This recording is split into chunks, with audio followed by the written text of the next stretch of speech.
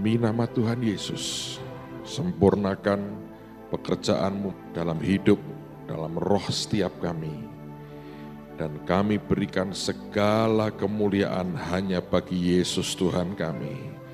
Sebab semua asalnya daripada-Mu juga. Demi nama Tuhan Yesus. Semua kita berkata, amin. Ini hari-hari yang ajaib dalam kehidupan setiap kita. Ini hari-hari yang mencengangkan.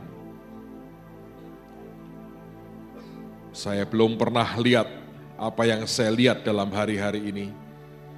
Karena Tuhan bergerak dengan cara yang belum pernah terjadi sebelumnya.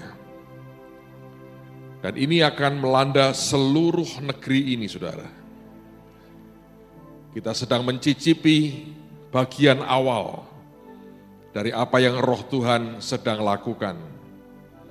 Dan kalau Anda setia dengan panggilan Tuhan dalam hidupmu, maka ini akan menciptakan sebuah gelombang kegerakan yang sangat besar dan tidak akan pernah bisa terbendung lagi.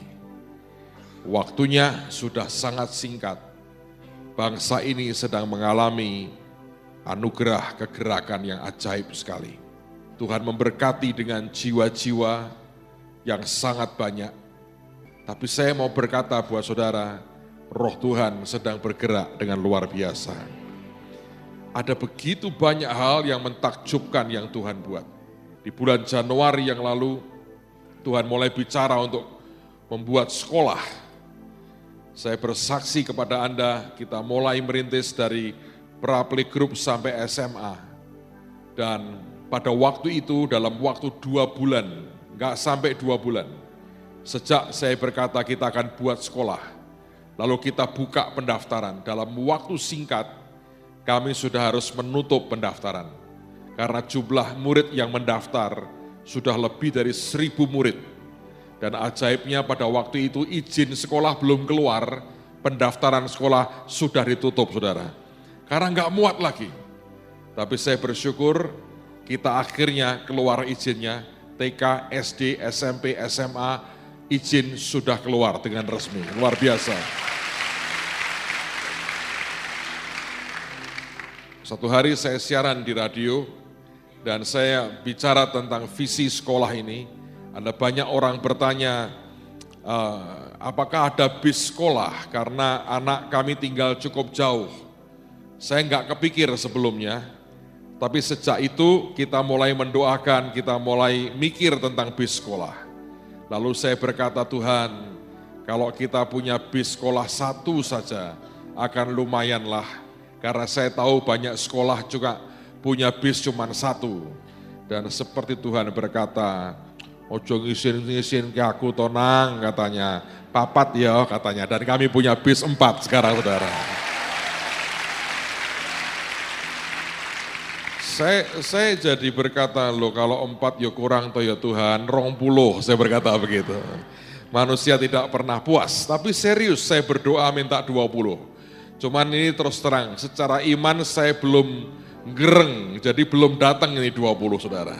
Saya punya istilah-istilah yang di Alkitab tidak pernah ditulis begitu, tapi kalau Anda jalan dengan Tuhan, Anda tahu itu ada. Ajaib sekali Tuhan beri kami juga mobile klinik yang bisa bergerak dan di dalamnya kita lengkapi dengan unit perawatan gigi, lalu kemudian ada juga mobil untuk toko rakyat, kita akan keliling dari kampung ke kampung dan kita akan berkati mereka. Kami lagi menyiapkan 1 unit lagi yang di dalamnya bisa untuk operasi katarak. Kami terus terang tidak punya uang kontan untuk itu, tapi Tuhan selalu punya cara untuk membuat kita tanpa uang dapat barang dan dipakai untuk kemuliaan nama Tuhan. Dan bukan hanya itu, ada satu hal yang ajaib sekali. 2 bulan lalu teman saya orang Jakarta datang, dia pengen lihat apa yang Tuhan buat. Ini orang diberkati, ini konglomerat, saudara. Cinta Tuhan sih. Dia datang lihat kebaktian, dia ngomong sama saya, Pak, saya tidak mau duduk di panggung, saya mau duduk di antara orang banyak. Dia bergabung dengan semua orang banyak. Begitu acara selesai, dia cari saya, dia ngomong, "Pak, saya mau ngomong 4 mata." Kami tutup pintunya, tiba-tiba dia peluk saya, dia nangis keras sekali. Dan dia berkata, "Belum pernah saya lihat orang menderita sekian banyak kumpul dalam satu ruangan seperti ini. Tapi juga belum pernah saya lihat Tuhan menjamah orang dengan kebutuhan mereka di depan mata saya, seril yang saya lihat hari ini." Dan dia saksikan akan kesembuhan demi kesembuhan yang begitu nyata. Dan tiba-tiba beliau berkata begini, "Pak, Tuhan ingatkan saya visi yang dia beri sekian tahun lalu. Dia pernah dapat tulisan dari Tuhan, Breakfast with Jesus, makan pagi dengan Yesus." Saya beritahu, itu simple, tapi itu penting. Anda mengerti sebelum Petrus diberi tugas oleh Yesus, "Gembalakanlah domba-dombaku," ditanya dulu 3 kali, "Apakah engkau mengasihi aku?" Tapi sebelum ditanya, diapain saudara? Diberi sarapan dulu. Breakfast with Jesus itu penting untuk bisa menggembalakan akan domba-dombanya. Para pendeta, breakfastlah with Jesus sebelum menggembalakan domba-dombamu. So dia berkata, "Pak, saya punya hati ingin memberi makan orang tiap hari, ribuan orang." Dia bilang, "Ayo Pak, kita buat dapur umum." Dan dia berkata, "Saya biayai. Tapi kita lagi cari dan bandingkan harga, memang mahal, tapi Tuhan lengkapi dengan cara yang luar biasa. Kelak akan ditambah dengan minimal 3 truk untuk mendistribusikan makanan seluruh kota." Dan saya berkata, ini belum pernah terjadi sebelumnya dalam hidup kami. Dalam 4-5 bulan terakhir ini, Tuhan memberkati begitu ajaib. Dan saya berkata, ini Tuhan bukan karena manusia kita. Di depan ada banyak yang lebih aneh yang kelak Anda akan dengar atau Anda tidak akan pernah bisa dengar karena kami tidak mau cerita. Tapi kalau kami cerita nanti terlalu banyak diomongin orang, nggak enak. Jadi sorotan kamera orang itu tidak enak, saudara. Ada hal-hal yang tidak harus diceritakan. Tapi saya melihat dengan jelas sebuah perubahan yang luar biasa sedang berlangsung di negara kita. Bukan karena tangan manusia, tapi karena tangan Tuhan sendiri. Amen. Nah, ada banyak orang yang bertanya kepada saya sebetulnya. Pertanyaannya begini, waktu melihat semuanya itu. "Pak, caranya bagaimana bisa seperti itu?" Saya beritahu saudara dengan segala kerendahan hati. Itu pertanyaan yang sama sekali salah. Kalau Anda melihat sebuah kegerakan begitu besar, begitu nyata, Anda tanya caranya bagaimana, saya beritahu itu pertanyaan yang salah. Lalu orang bertanyalah, harusnya saya tanya apa? Tanyalah berapa harga yang harus dibayar. Seperti saudara datang ke sebuah toko, Anda lihat pakaian yang bagus. Jangan tanya sama yang jual, "Mbak, ini cara membuat pakaian ini bagaimana?" Penjual berkata, "Nggak tahu." Iya kan? Yang Anda perlu tanya adalah begini, harganya berapa? Ada diskon tidak? Oh, nggak ada, ini karena ini produk terbaru, belum ada diskon. Berapa harganya? Sekian. Nah, tinggal Anda ukur dompet saudara. Anda bisa bayar, Anda bayar, engkau bawa pulang. Tapi kalau tidak bisa bayar, ya sudah, jadikan sebagai ingatan dan kenangan yang manis. Tapi engkau tidak pernah bisa memakainya. Di dalam Tuhan, jangan pernah tanya caranya bagaimana. Sebab cara Tuhan bergerak di setiap gereja, di setiap pribadi itu berbeda. Yang sama adalah tetap bayar harganya itu, saudara. Nah, ini faktor yang seringkali orang Kristen tidak tahu. Saya mau ajak Anda belajar firman. Sungguh-sungguh saya berdoa Anda bisa makan sesuatu dari rohmu, dengan rohmu dari firman ini. Dan ini kalau Anda bisa tangkap saudara, lalu Anda mengizinkan Tuhan membawa saudara menjalani, melewati kehidupan seperti ini. Lihat dalam kurun waktu yang singkat, engkau akan menyaksikan anugerah dan buah yang ajaib dalam kehidupan kita semua. Nah, Sekarang mari kita buka firman Tuhan sama-sama di 2 Korintus pasal yang ke-10, ayat yang ke-18. 2 Korintus pasal 10 ayat yang ke-18. 2 Korintus 10:18. Alkitab berkata begini. Sebab bukan orang yang memuji diri yang apa? Tahan uji, melainkan orang yang dipuji Tuhan. Banyak orang itu memuji diri. Nah, itu tidak tahan uji. Yang tahan uji itu orang yang dipuji Tuhan. Karena Tuhan hanya memuji orang yang sudah terbukti tahan uji. Nangkap saudara ya. Kalau Anda itu memegahkan dirimu, berkata, saya bisa begini, saya bisa begitu. Atau Anda memegahkan diri berkata, si A begitu, si B begitu. Anda tahu 2 orang berdoa di bait Allah, kata Yesus. Orang Farisi dan pemungut cukai. Pemungut cukai itu memukul dadanya, dia berkata, Tuhan aku ini orang berdosa. Orang Farisi berkata, Tuhan aku tidak seperti dia. Aku ini begini, enggak seperti dia. Nah, siapa yang dibenarkan? Pemungut cukai, orang yang merendahkan hatinya di hadapan Tuhan. Alkitab berkata, bukan orang yang memuji diri yang tahan uji, tapi orang yang dipuji Tuhan. Saya mau tanya, siapa yang ingin mendapat pujian dari Tuhan? Angkat tangan, saudara. Oke, kita punya persepsi yang sama. Persoalannya, maukah Anda bayar harganya? Oh, itu nanti kita pikirkan dulu, Pak. Saya berkata, tidak pernah ada pujian. Nah, sekarang dengar baik-baik.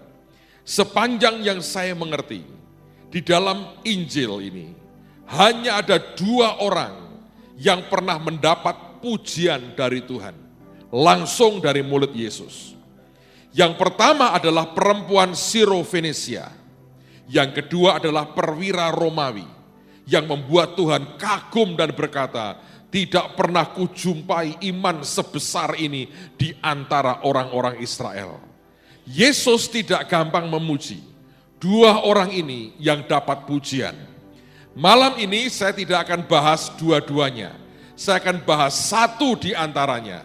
Nanti Anda di rumah pelajari yang 1 lagi supaya utuh apa yang Tuhan mau ajarkan buat kita. Sekali lagi, kita rindu satu hari Tuhan disenangkan dengan kehidupan kita. Dan Tuhan berkata, aku suka orang ini, aku suka hambaku yang ini. Dan Tuhan memberikan sebuah komplimen pujian kepada kita. Dan itu akan membuat kita makin kuat dan kita akan jadi orang-orang yang tahan uji. Nah, sekarang mari kita buka firman sama-sama dalam Injil Matius pasal yang ke-15. Mulai ayat yang ke-21 sampai dengan ayat yang ke-28. Inilah orang pertama, dan anehnya dua-duanya bukan orang Israel. Perempuan Sirofenisia bukan orang Israel, perwira Romawi juga bukan orang Israel. Sebetulnya ini sebuah warning loh saudara, bahwa seringkali nanti orang-orang yang tidak dianggap oleh orang-orang yang beragama seperti kebanyakan kita, justru merekalah yang terima perkenan Tuhan. Nah, lihat apa hebatnya wanita ini. Matius 15 mulai ayat yang ke-21.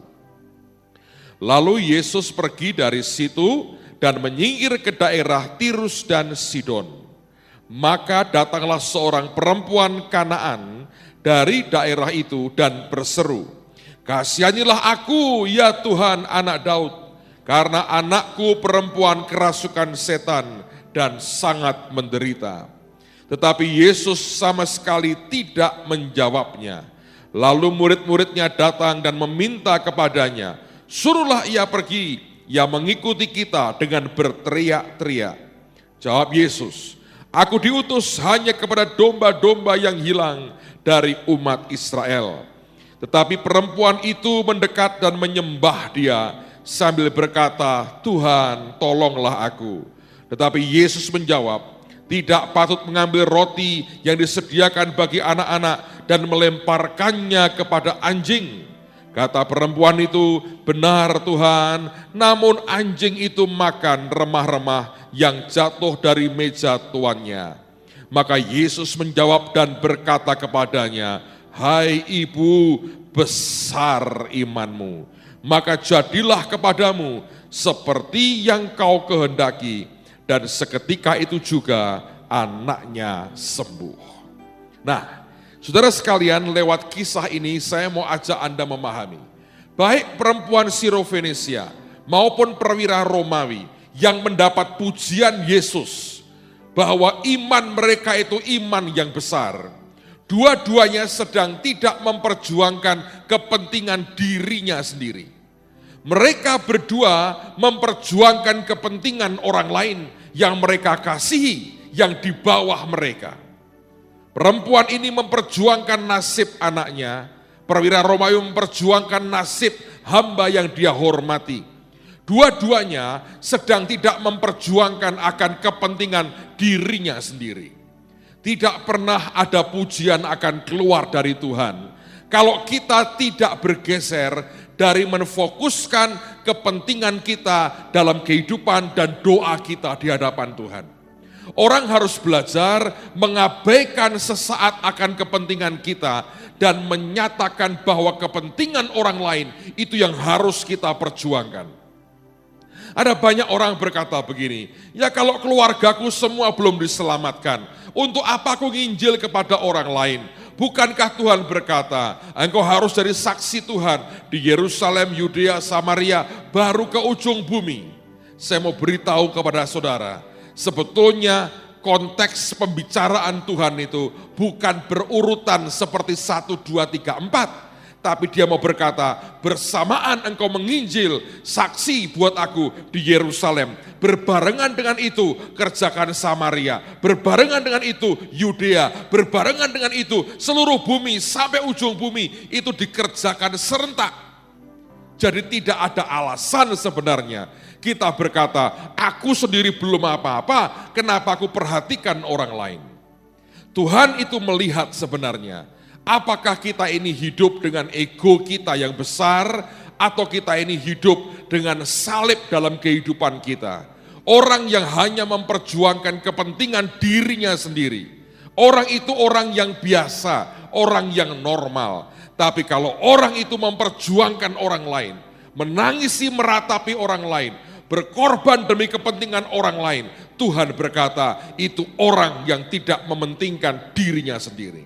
Nah, di dalam pergulatan perjuangan seperti itu, saudara, ada 3 tahap yang harus dilewati oleh wanita atau perempuan Kanaan ini. Dan ketiga tahap ini bukannya makin ringan sebetulnya. Tahapan ini makin lama makin berat. Kalau saudara bisa melewati 3 tahap ini, pasti sesuatu yang ajaib akan berlaku dalam kehidupanmu. Nah, ketiga tahapan ini itu memang datangnya aslinya dari Tuhan. Minimal atas kepenentuan Tuhan, saudara melewati sebuah keadaan demi keadaan yang makin lama bukan makin ringan, tapi makin berat. Nah, makin beratnya itu sebetulnya makin dekat dengan sebuah ledakan rohani yang luar biasa. Nah, seperti apa itu? Tahap pertama, kalau Anda mau bayar harganya, saya beritahu harganya. Kalau engkau mau berkata, aku ingin dipuji Tuhan, saya beritahu harga yang Anda mesti bayar. Tahap pertama adalah, saudara mesti belajar menghadapi Tuhan yang diam. Alkitab berkata, perempuan ini berteriak-teriak, dan Tuhan diam saja. Saudara pernah berdoa dan Tuhan diam? Sering Pak, lalu ngapain? Saya tinggal Tuhan, saya berusaha. Itu masalahnya. Berapa banyak orang baru menghadapi level pertama saja, sudah gak tahan. Berdoa Tuhan diam, panik. Datang ke hamba Tuhan, cari nabi. Nubuatin saya dong, Tuhan berkata apa? Saya berdoa kok Tuhan diam saja. Nah oke, datang ke hamba Tuhan, tidak salah dengan itu. Tapi seringkali ketidaksabaran kita itu terlalu mengerikan. Orang selalu ingin yang instan. Dan ada saatnya Tuhan diam loh. Saudara mengalami suatu keadaan, engkau berteriak ke Tuhan, engkau berteriak Tuhan tolong aku, dan Tuhan diam. Kalau sudah sampai Tuhan diam, Anda mesti ngapain? Saya beritahu saudara, enggak ada pilihan, kecuali apa? Tunggu. Nggak bisa Pak, terlambat ini. Kadang-kadang dia sengaja tuh, sampai membusuk dulu. Padahal itu orang yang dia cintai. Siapa itu? Lazarus, Anda pintar tuh. Sengaja tuh. Diem aja. Marta Maria kirim kabar, yang engkau kasih sakit. Terus diem. Sengaja cari kesibukan. Belum kok. Sengaja. Anda mau disengaja begitu? Oh enggak mau Pak. Tidak akan dipuji Tuhan saudara. Anda hanya terbengong-bengong lihat yang Tuhan kerjakan, tapi Anda tidak di dalamnya. Berapa banyak orang bertanya, kapan kita terus begini Pak? Kita mesti bawa kemana? Lah Tuhan diem, kita yang bicara dong katanya begitu. Itu kan ngawur saudara. Sebenarnya menghadapi masa begini jelas tidak mudah. Bertahun-tahun yang lalu, saya pernah ditanya oleh teman-teman di gereja. Akhirnya mereka pamit dan mereka tidak sabar, mereka membuat gereja sendiri. Ini itu kadang-kadang baik, saudara. Percayalah bahwa itu kadang-kadang baik. Tidak selalu itu buruk, kadang-kadang itu baik. Lalu mereka tanya begini, ini gereja mau dibawa kemana? Kita harus punya visi dong. Itu loh gereja A itu hebat. Diucapkan terus visinya, setiap jemaat ngerti arahnya mau kemana. Saya bilang, saya harap saya bisa menjawab kamu. Lah setiap kali saya tanya, Tuhan diam. Jadi kamu gak ngerti kemana? Enggak tahu. Lah kalau pendetanya enggak tahu, jemaatnya tahu enggak? Ya tidak tahu juga, saya bilang. Lah kita mesti ngapain? Ya juga diemlah bersama-sama saya. Gak bisa. Harus jelas dong, tulis kita rapatkan visinya di mana. Walah saya itu tidak suka rapat kok. Makan saya suka, rapat saya enggak suka. Untuk orang menanti Tuhan yang diam loh saudara. Aduh luar biasa mengerikannya. Saya kalau Anda mau ngerti caranya gini sederhana. Nanti kapan-kapan ya kalau pas doa pagi nih. Acaranya gini, jangan bahasa roh, jangan ada musik, jangan ngomong haleluya, jangan ada khotbah, diem 3 jam, diem aja. Dan saya berdoa Tuhan juga diem. Diam dengan diam. Apa yang terjadi? Beberapa orang sudah mendengkur, beberapa begini ke WC tiap 5 menit. Orang itu selalu pengen gerak. Iya toh? Kadang-kadang Tuhan itu diam. Tidak secerewet yang Anda harapkan. Karena dia ngomong gini, aku sudah cerewet, nih tebel banget kan katanya. Gua udah cerewet kok, sekarang aku pengen diam. Kita mau ngapain saudara? Ya nggak bisa ngapa-ngapain. Terus ngapain? Ya diamlah, tunggu. Dan di situ Anda mesti mengerti, siapa yang berdaulat atas siapa. Proses pertama ini tidak mudah. Dan banyak orang gugur di tengah jalan. Kalau Tuhan diam ya sudahlah, gue bergerak kemana-mana. Cari pertolongan, usaha sendiri. Dia diam kok. Dan itu yang seringkali membuat Tuhan geleng-geleng kepala berkata, wong tak kon meneng we kok ora iso. Padahal gampang loh saudara, diam. Berita. Tapi kamu enggan kata Alkitab, nunggang kuda malah gak karu-karuan. Suruh diam. Ketika mereka di tengah-tengah, para murid tengah-tengah ombak badai gitu.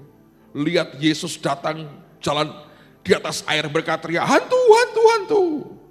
Wong Tuhan kok dibalik jadi hantu. Bahasa Indonesia itu kadang-kadang rada ini juga ya. Tuhan, musuhnya siapa? Hantu gitu ya. Dia berkata, diam, tenanglah, aku ini. Anda tahu kalau Anda diam, Anda bisa tenang. Anda bisa ngerti memilah mana yang harus Anda buat. Kepanikan itu menghancurkan. Setiap kali ada rumah atau tempat umum terbakar, semua orang tahu penyebab kematian terbesar bukan api, tapi orang saling injak. Karena apa? Panik, tidak bisa diam, tidak bisa tenang. Kuasai dirimu. Wanita ini teriak-teriak, dan Tuhan diam. Saya beritahu ada saatnya dia diam. Orang bertanya, Tuhan kenapa engkau diam? Dia hanya mungkin berkata, silent is golden katanya. Dia tenang aja. Apa Anda pikir kalau Tuhan diam itu kemudian dia tidak peduli? Kita menuduhnya begitu. Perahunya hampir tenggelam, dia tidur. Tidur. Siapa yang suka tidur? Kayak Tuhan Yesus di beberapa hal. Kalau kebacot, males namanya saudara. Tapi Tuhan tidur loh. Semua teriak, engkau tidak peduli kita binasa. Sadis banget kan saudara. Tapi orang tidak tahan kalau Tuhan itu diam. Saya berdoa, Anda belajar untuk beradaptasi dengan Tuhan. Ada kalanya dia diam. Kalau dia diam, Anda suruh ngapain? Ya diam saja saudara. Tenang, nantikan dia. Tuhan tidak pernah terlambat kan? Dia tidak pernah terlambat. Tapi juga dia tidak pernah terlalu cepat. Dia tunggu pematangan yang sempurna. Dan pada kesempurnaan sebuah kematangan itulah akan terjadi sesuatu. Tahun 2006, saya seringkali berkata, merupakan tahun buat saya belajar main banner, saudara. Sungguhan, saya berkata dulu, saya bilang, laki main banner kok genit banget ya, katanya begitu. 2006 Tuhan tidak bicara apa-apa, cuma urusan bahtera. Gubrak, main banner di mana-mana. Dan sekarang Anda juga main banner kan? Semua main banner, keliling Indonesia, kemana. Saya pikir-pikir secara otak logika saya ini mau ngapain kayak begini. Di hati percaya ini Tuhan, otak saya berkata ngapain seperti begini. Tuhan aku suruh apa? Dia diam. 2006 kami tidak berbuat apa-apa. Tapi saya diajar Tuhan, kalau aku diam nak, kamu tunggu dengan waspada. Perhatikan tanganku, lihat kemana arahnya. Dan saya bersyukur, persis 1 Januari 2007 jam 7 malam. Waktu dia bicara itu, mata saya bisa lihat, telinga saya bisa dengar. Sehingga dalam 5 bulan terakhir, Tuhan buat keajaiban yang menurut saya luar biasa. So, kalau Tuhan lagi diam hari ini, tenanglah saudara. Pak sudah kecepet, belum mati, wong belum gepeng aja. Kecepet Pak, ya belum gepeng. Iya belum sih Pak, tahan, menjelang gepeng. Sudah gepeng Pak, wong belum trepes, kalau saya berkata gitu. Selalu nanti Tuhan itu akan tolong pada waktunya. Amen saudara. Siapa mau tetap dipuji Tuhan, angkat tangan. Kalau Tuhan diam, Anda harus apa? Tunggu apa yang Tuhan mau lakukan. Diam saja. Belum gepeng. Sudah gepeng Pak, rata. Wong belum hancur. Mas selalu ada jawaban dari pendeta, saudara, tenang aja. Nah hal kedua Anda harus mengerti. Ada saatnya Tuhan itu diam. Kemudian, lihat, para murid berkata, Tuhan usir dia.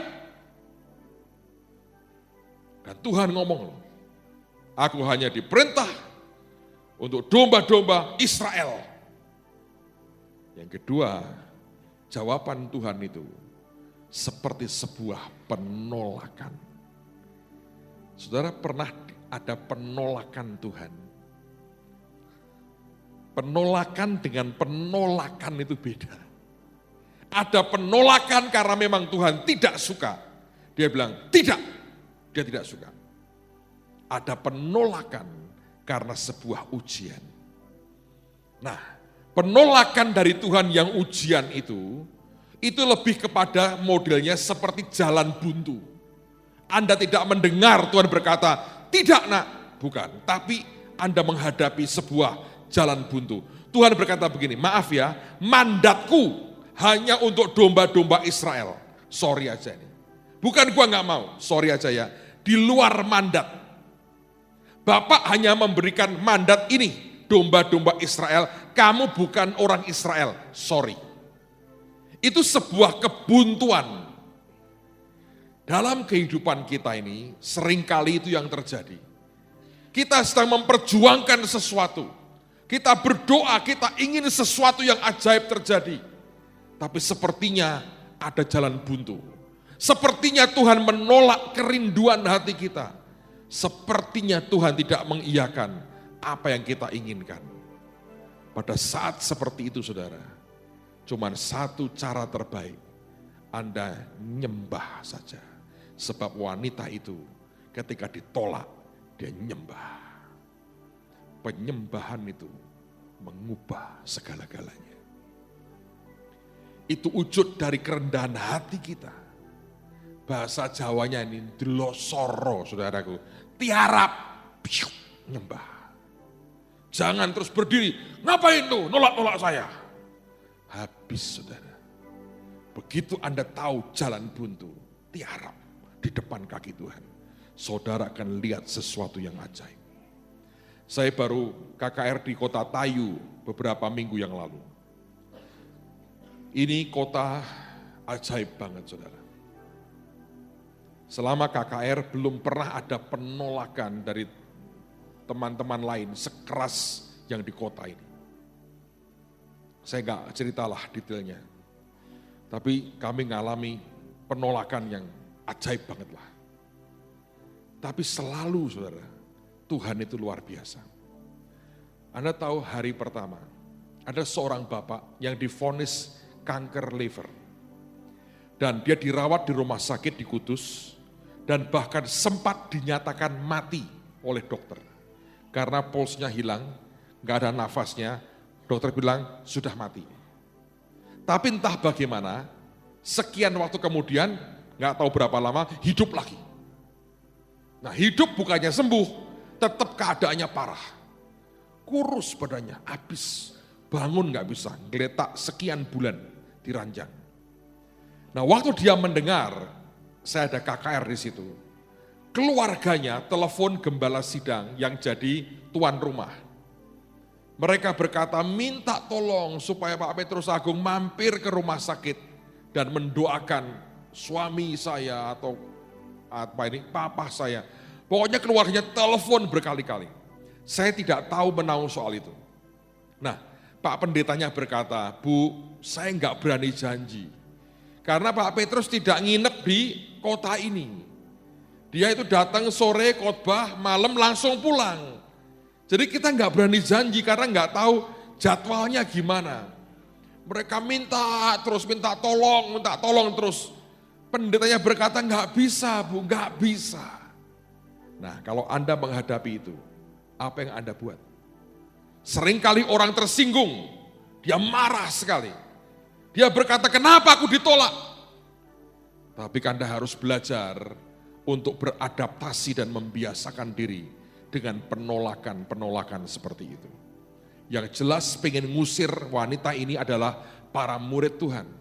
Anda harus beradaptasi dengan penolakan manusia dalam hidupmu.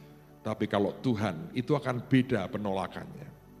Nah, dalam keadaan seperti itu, saya belajar ini keluarga ajaib. Hati mereka nyembah ke Tuhan sih. Lalu mereka berkata, Pak, kalau saya gotong ke sana boleh tidak? Gembalanya bilang, silahkan. Jam 10 pagi, kasurnya disiapkan di panggung, saudara. Ditaruh di ujung sana. Saya enggak lihat sebetulnya. Karena itu gereja penuh sesak sampai di luar-luar. Karena memang KKR itu enggak diizinkan di lapangan. Diberi izin, cabut lagi, beri izin, cabut lagi, sampai 2 kali. Lalu si gembalanya ini tanya dengan pihak yang berwajib, "Loh kenapa kok begini?" "Ya maaf Pak, ini ada sekelompok pemimpin yang tidak setuju." Didatangi sama gembalanya.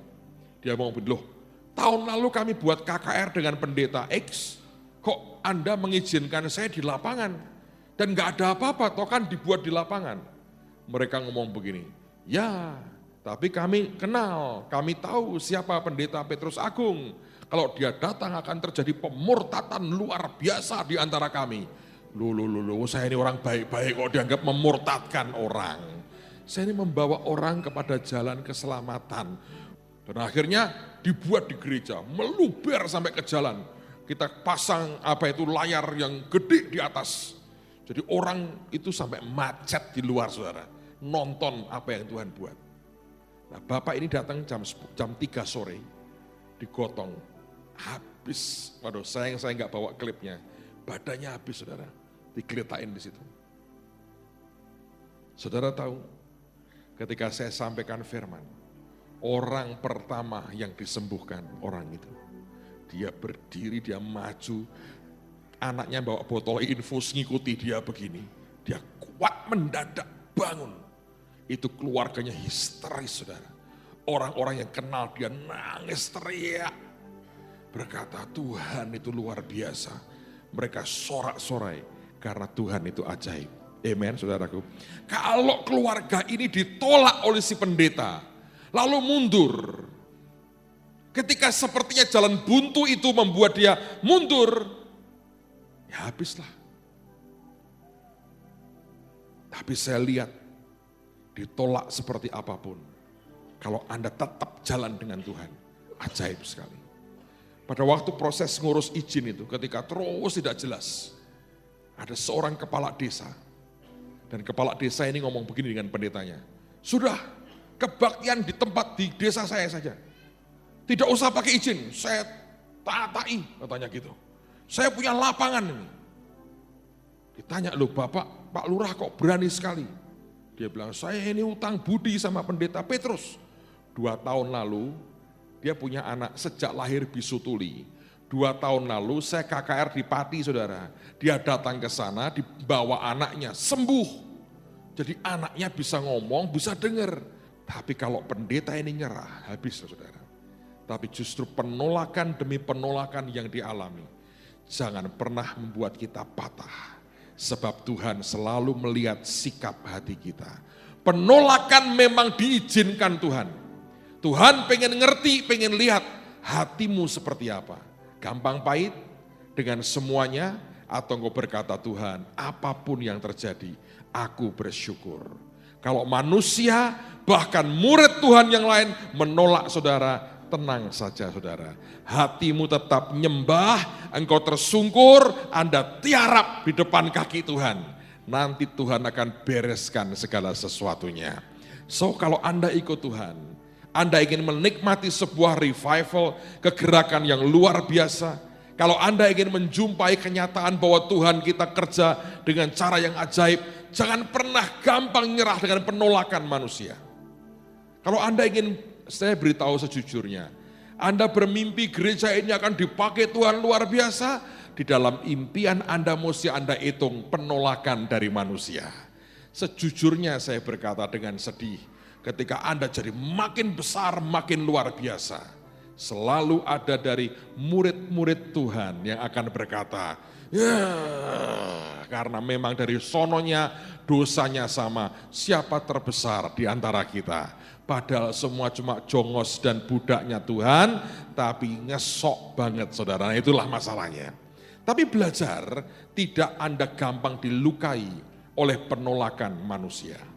Tetap saya berkata, seburuk-buruknya keadaan, Tuhan kita tetap ingin lihat hati kita. Saya berdoa Anda akan diberi hati yang ajaib oleh Tuhan kita. Amen, saudara. Saya belajar banyak hal, saya belajar lewat banyak proses. Saya berkata Tuhan, aku berterima kasihlah. Kalau aku tidak lewati semuanya ini hati sudah jadi kayak apa enggak jelas. Anda tahu penolakan orang itu melembutkan hati saudara. Membuat kita ingat kita ini cuman ciptaan dan cuman hamba. Dan akhirnya kalau kita bisa bayar hanya dengan nyembah, tersungkur di kakinya, serahkan semua dalam tangan Tuhan, Anda akan lihat keajaiban Tuhan yang ajaib. pembelaan Tuhan pasti akan nyata dalam kehidupan kita. Saya baru dengar beberapa hari yang lalu, banyak hal yang ajaib terjadi. Ada seorang teman orang Jakarta, dia punya rumah di Semarang yang jaga pembantu rumah tangganya. Satu hari dia pulang ke Semarang karena ada urusan, nyampe di rumah pembantunya ngomong begini, "Pak, saya minta dibeliin Alkitab dong." Loh kamu kok mau minta Alkitab? Ya sekarang sudah terima Tuhan Yesus. Enggak, taunya datang di kebaktian KKR kami itu. Dan dia berkata gini, "Ini daerah sini Pak, banyak ini pembantu-pembantu sudah datang ke gereja terima Tuhan. Lagi cari Tuhan, lagi cari Alkitab Pak. Termasuk saya ini, Bapak nggak datang-datang, aja nggak punya Alkitab. Yang lain dibeliin sama majikannya, kita belum," katanya. Kaget saudara. Roh Tuhan sedang bergerak dengan cara luar biasa, amen. So, pada ujungnya semua proses harga yang kita mesti bayar itu murah saudara, murah. Sekian minggu lalu ini cerita mengharukan banget. Ada satu orang anak laki sejak lahir, nggak tahu gimana kakinya itu nggak normal, kecil, buat jalan susah, nggak bisa sama sekali, seperti nggak ada tenaganya. Berdiri begini langsung jatuh, nggak bisa. Pokoknya ini nggak ada tenaganya. Katanya ini salah suntik atau apa, saya nggak tahu lah saudara. Ini anak usia 2,5 tahun, lemes 2 kaki, nyaris seperti tanpa tulang, nggak punya kekuatan. Datang di kebaktian, dibawa oleh ibunya. Padahal duduknya bukan di ruang utama loh, di ruang samping, tambahan. Malam itu Tuhan sembuhkan dia. Itu sudah menjelang terakhir pulang, disembuhkan Tuhan. Digandeng ibunya, jalan. Untuk pertama kalinya 2,5 tahun. Saya pikir itu cerita berakhir sampai di situ. Ternyata tidak. Saudara tahu apa yang terjadi? Begitu pulang, ternyata dia anaknya Pak Lurah. Dia pergi sendiri dengan ibunya. Begitu turun dari angkot yang dipakai, turun, ibunya gandeng ini anak, belajar jalan. Begitu masuk rumah, Pak Lurah lihat anaknya, yang dia pikir akan cacat seumur hidupnya. Jalan seperti itu, histeris lurahnya. Dia datangi orang-orang yang bagi undangan untuk KKR. Dia ngomong gini, mulai sekarang undangan untuk kebaktian harus bawa ke kantor kelurahan. Saya dengan aparat kelurahan yang bagi ke setiap warga di kota ini, ke kampung ini. Harus kebaktian semua. Saya kalau mikir begitu, saya ngomong terus terang, Tuhan, sejujurnya murah sih yang harus dibayar. Kalau lagi down, saya bilang, mahal Tuhan. Ya biasa itu manusia. Tapi kalau saya lihat begitu, saya bilang, murah ya Tuhan ya. Anda bisa bawa satu kampung datang ke Tuhan? Nggak bisa. Dengan just one touch, satu sentuhan dari Tuhan, itu bisa mengubah begitu banyak hal dalam kehidupan kita. Saudara, Roh Tuhan lagi kerja dengan ajaib sekali. Saya dengar kesaksian demi kesaksian, begitu banyak orang-orang mengalami jamahan Tuhan. Saya berdoa Anda mengerti, kalaupun ada harga yang harus dibayar, Anda memperjuangkan sesuatu untuk orang lain, sepertinya ada penolakan. Bukan hanya Tuhan diam, tapi sepertinya jalan buntu, ada penolakan. Saya beritahu demi kasih Tuhan, bagaimanapun tetap itu murah saudara. Sesuatu sedang terjadi dengan kuat di tengah-tengah kita. Roh Tuhan sedang melanda dengan cara Tuhan yang ajaib. Ada satu ibu, ini ajaib, makanya kalau Anda lihat ya, kenapa di Injil, Yesus itu dikenal bukan karena khotbahnya. Orang gak mudeng khotbahnya Tuhan itu. Wong cuma perumpamaan. Biar yang tahu-tahu, yang tidak-tidak gitu aja. Tapi dia terkenal itu karena mujizat, kesembuhannya, ya kan? Sentuhan Tuhan itu yang ajaib. Ada satu ibu, kanker payudara, dioperasi. Mungkin sudah jalar, dadanya ini sudah jadi hitam, saudara. Nggak tahu kenapa, mungkin karena di kemo atau apa saya nggak tahu. Jadi hitam. Dan sakitnya luar biasa. Berbulan-bulan geletak di tempat tidur, tidak bisa bangun. Orang-orang pasar dekat dia tinggal ngomong, tinggal nunggu mati itu ibu itu. Nggak tahu gimana, dibawa teman-temannya digotong. Datang kebaktian. Pulang jalan, saudara. Besoknya ke pasar, jalan. Geger satu pasar. Ditanya, loh kamu kok jalan? Iya. Loh kok bisa? Gini nih, kamu mesti datang ke rumahnya Tuhan Yesus. Loh itu di mana? Gak tahu, aku gak sadar kemarin digotong ke sana itu. Orang-orang pada pengen ngerti, loh itu rumahnya Yesus, pokoknya itu orang banyak datang. Nanti didoakan, itu rumahnya Tuhan Yesus. Nah nanti didatangi Tuhan Yesus, disembuhkan, nah kayak aku gini nih, sehat. Orang coba pengen ngerti, akhirnya situ toh rumahnya Tuhan Yesus yang gede itu. Iya, itu rumahnya Tuhan Yesus katanya saudara. Betul juga sih. Saya lihat Tuhan itu ajaib saudara. Saya lihat terlalu banyak mujizat di depan mata. Dan saya bersyukur dan saya berkata Tuhan, udahlah penolakan demi penolakan tidak masalah. Kalau engkau melihat hati itu benar dan berkenan di hadapan Tuhan, itu segala-galanya. Amen. Yang terakhir, yang ketiga, bukan hanya Tuhan diam, seringkali ada penolakan. Yang terakhir lebih parah, penghinaan. Diomongin anjing lu. Kalau Anda datang ke Tuhan, datang ke hamba Tuhan nih, Pak doain saya. Buat apa lu didoain anjing kayak kamu? Ngamuk gak saudara? Ayo. Marahlah pasti. Itu kan begini tuh, kalau Anda bacanya datar, yang gak terlalu menyakitkan. Tapi kalau Anda baca dengan baik, itu dia ngomong gitu tuh. Kalau Israel, anak. Lu bukan Israel, anjing. Itu gitu. Tapi dia ngomong apa? Benar Tuhan. Memang gua anjing.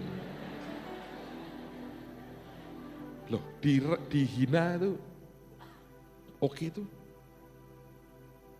Ada iklan rokok, how low can you go? Ya saudara, Anda bisa serendah apa? Merendahnya seperti apa? Itu penting saudara. Sebab kalau Anda itu masih memuji diri, tidak tahan uji. Yang dipuji Tuhan yang tahan uji. Lah Tuhan muji yang seperti apa? Ini yang istilah jauhnya, jadi anjing itu saudara. Karena kita ini gak tahan dengan penghinaan. Gak tahan. Yesus itu ya menjadikan dirinya sendiri tidak punya reputasi. Sehingga diangkat sama Bapa. Nah sama dengan kehidupan kita. Kita kan seringkali gak tahan toh dengan penghinaan. Kita marah toh dihina. Nggak tahu siapa saya ya. Ya nggak tahu. Kalau tahu tidak mungkin menghina. Tapi penghinaan ini saudara, ini perendahan yang sebetulnya ajaib banget. Kalau saudara rela, Anda akan lihat peninggian Tuhan yang luar biasa. Saya mau tutup dengan sebuah cerita. Saya nggak nyebut nama, nggak nyebut apa-apa, tapi ini yang baru kami alami 2 hari yang lalu. Ajaib banget saudara. Kami ini diminta mendoakan seseorang. Beliau ini punya banyak ilmu. Keadaan badan sudah lemah banget. Tapi ilmunya banyak. Nah, keluarganya minta kami mendoakan. Wih kaget juga ya, akhirnya kita bilang oke, kita doakan. Nah, kemudian ini yang terjadi. Pada 3 hari sebelumnya, waktu kita berkata oke kita mau mendoakan. Keluarga itu semalaman mengalami mimpi buruk. Dan suasana rumah itu kacau balau katanya. Kurang 1 hari kami datang. Bapak yang sudah tidak berdaya ini saudara, tiba-tiba kerasukan. Dia bisa kuat melotot, teriak-teriak. Ngomong pakai bahasa Jawa. Ojo digoreng ya, sing main doake. Aku ora gelem didoake, mati aku iso mati. Teriak, tapi itu bukan suaranya beliau ini. Suara roh dalamnya. Gede, marah-marah kayak begitu. Keluarganya panik. Kok bisa begini? Belum pernah dia sampai kerasukan begitu. Dan ngomong terus terang, aku ora gelem didoake. Ojo sampai teko wong-wong kuwi. Teriak-teriak. Nah, lalu kemudian kita doa, dia reda. Hari kami mau datang, itu hari Sabtu kemarin saudara. Mau dijemput jam 2, mundur jam 3, jam 4 katanya. Oke, tidak masalah. 1:30, kami sudah siap. 1:30, dia telepon lagi lewat penghubungnya. Dia bilang, kerasukan lagi. Sampai tambah parah, guling, teriak-teriak. Ngomongnya sama, aku ojo sampai didoake. Mati, ojo sampai teko. Marah. Muatannya melotot, marah banget. Seperti orang ketakutan didatang itu ketakutan. Lalu anaknya ngomong sama teman saya ini. Wah, aku terpaksa manggil orang pinternya dia. Ini ada satu orang dia bilang ini jago banget dia bilang. Untuk meredakan ini. Lalu kemudian ini anak tanya sama teman saya ini. Gue tak takoni ya, jujur woy. Sing meh teko ki sapa? Kok bapakku keweden kayak gini? Terus dibilang, loh ini tuh hamba Tuhan. Oh, putih dan hitam tidak bisa ya bersama-sama katanya. Padahal ada lagu hitam atau putih itu enak loh saudara ya, agak dangdutan sedikit ya, Anda pernah kenal lagu itu. Terus gak lama dia bilang gini, sabar ya, didatengin. Sejam kemudian telepon lagi. Ini anaknya ngomong begini. Waduh, dia bilang, ini si orang pinternya tanda petik ini ngomong gini.